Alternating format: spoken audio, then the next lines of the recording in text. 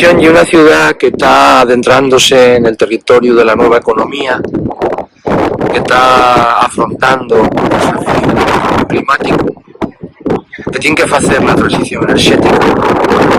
Sisión es una ciudad que necesita las ideas, las propuestas, que la reconecten con la historia, que la devuelvan al presente, que hagan de ella una ciudad que se mire al espejo de las ciudades más avanzadas del mundo, en sin complejos.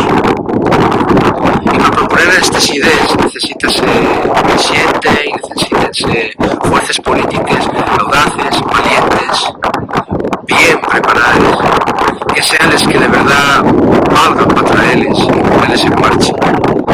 La realidad es que las fuerzas que llevaron el gobierno de esta ciudad durante los últimos 10 años no son las que tienen estas ideas, no son las que están proponiendo. Si nos fijamos, por ejemplo, en el caso del Solarón, una propuesta de un edificio multiusos, más hormigón para el Solarón, o la propuesta que lleva una verdadera locura de soterrar el tráfico en el muro. Bueno, estas ideas son las que demuestren que estas fuerzas políticas están de verdad muy desconectadas con el mundo del presente, muy desconectadas con lo que está pasando en el planeta entero y con lo que necesita esta ciudad.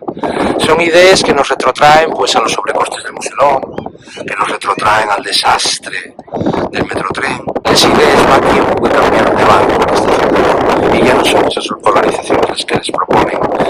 Necesitamos una ciudad verde, donde la transición energética sea un instrumento, un motor que genere puestos de trabajo, que sea un referente cultural en el mundo, que está deseando de ser. Necesitamos una ciudad igualitaria, necesitamos una ciudad asturiana también, porque saliendo del armario, afrontando la realidad desde la nuestra asturianidad, podremos también tener un futuro mejor.